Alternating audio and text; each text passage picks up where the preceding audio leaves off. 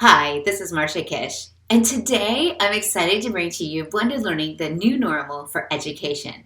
This is a 5-part series.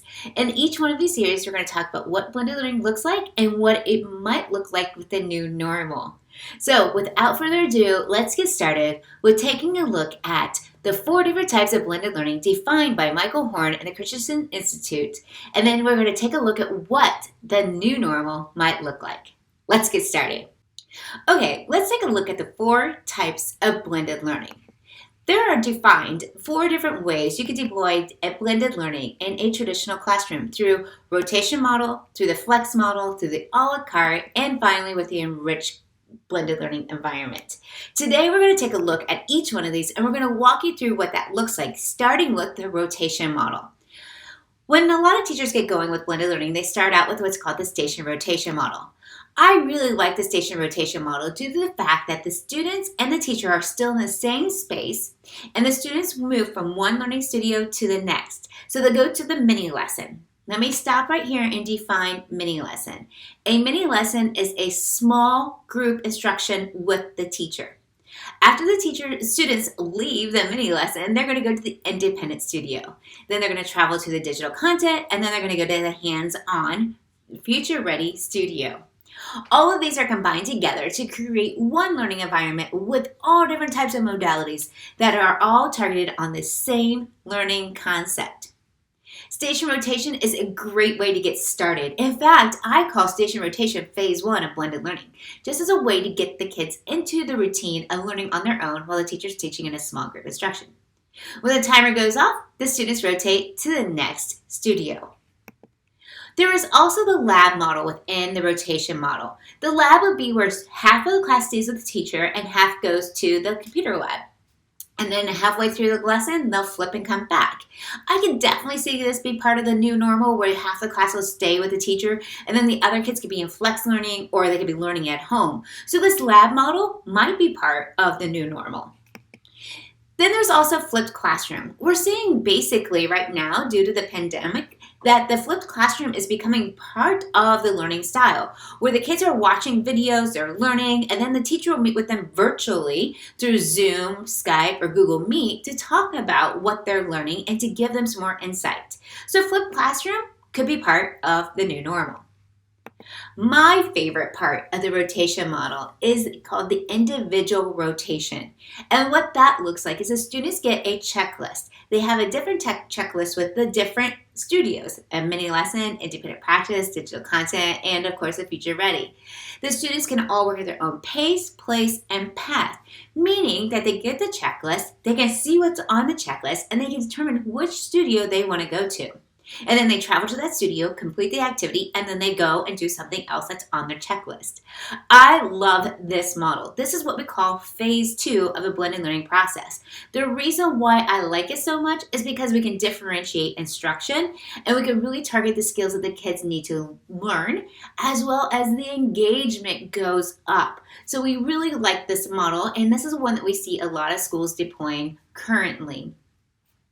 All right, the other type of blended learning style is a flex style. What that means is the students are learning online, but they still go to a brick and mortar to learn from the teacher. The teacher is in the classroom. They'll come to the teacher if they need extra help, support, but the majority of the learning is happening online. The a la carte. In the a la carte model, the students and the teacher are both online. The students can pick what classes they want to take online, and they have the option to go to a brick and mortar environment to learn or get help and support from another teacher, from maybe the students, or even an instructional support staff member to help them get through the content.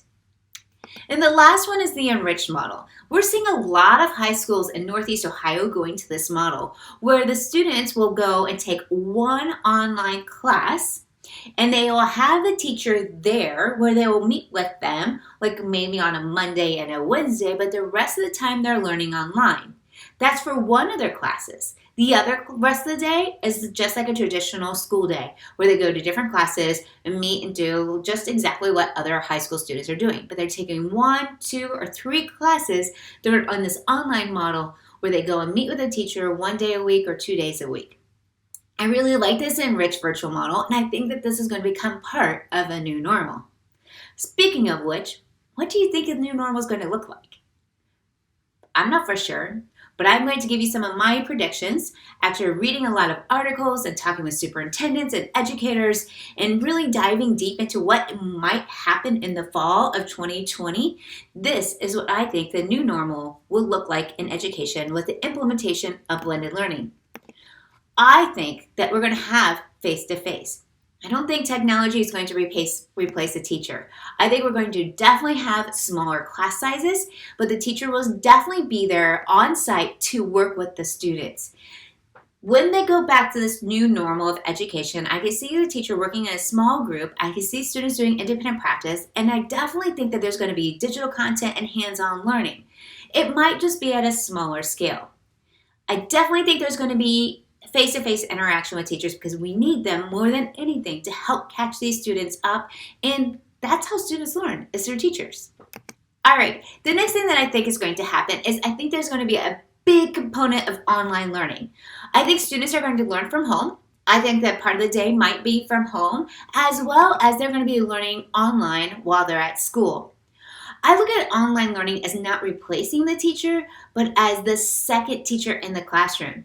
The teacher's doing a mini lesson and the other students are going to be online learning the same content in just a different format. So I definitely think the new normal for schools is going to have some online content, either where the kids are completing it at home or while they're in the classroom. I also think that there's going to be A/B days. What does that mean? Well, I think the new normal for education using blended learning is going to look like this. This is just an example where a student might have a schedule where they attend school in a brick and mortar building on Mondays and Wednesdays. They're going to go to the campus and they're going to have math, science, ELA, and of course maybe some social studies. On Tuesdays and Thursdays, they're going to be continuing their education, but they're going to be doing it from home.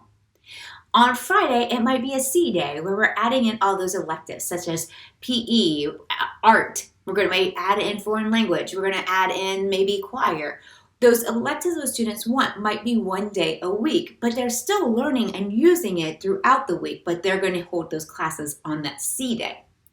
This is just an example. This is what I think might happen if we go back to school and still have to do some social distancing. This could be a sample schedule. And then finally, I think there's going to be a lot of flexible learning, meaning that maybe the kids will see the teacher one day a week, but they're going to be learning online the rest of the day. So take a look at the schedule that I created. On Monday, there might be a math class, and then there will be a math class in the classroom with that teacher, but they're going to be doing online, ELA, and science somewhere in the building, or they might leave, go home, and continue learning from home for the rest part of the day. On Tuesday, they're going to come in, meet with the ELA teacher for a block of time, and they're going to do science online and math online. And on Wednesday, they're going to do science with the teacher in the classroom, and then they're going to do ELA and math online. This is just a small sample of what that flexible learning might look like, where they meet with the teacher for a chunk of time, and then the rest might be online. The new normal. We're not for sure exactly what it's going to look like, but we know it's going to have some aspect of face-to-face. It's going to be some aspect of online. There might be A/B schedules depending on the social distancing rules and what that might look like. And then we're also going to have some flexible learning, where kids are going to be learning online and also side-by-side with the teacher. All right, that's part one. Those are the different types of blended learning and what it might look like in the new normal. Next, I'm going to show you some examples in part two of what blended learning looks like in a classroom setting. All right, I'll see you back here in just a minute.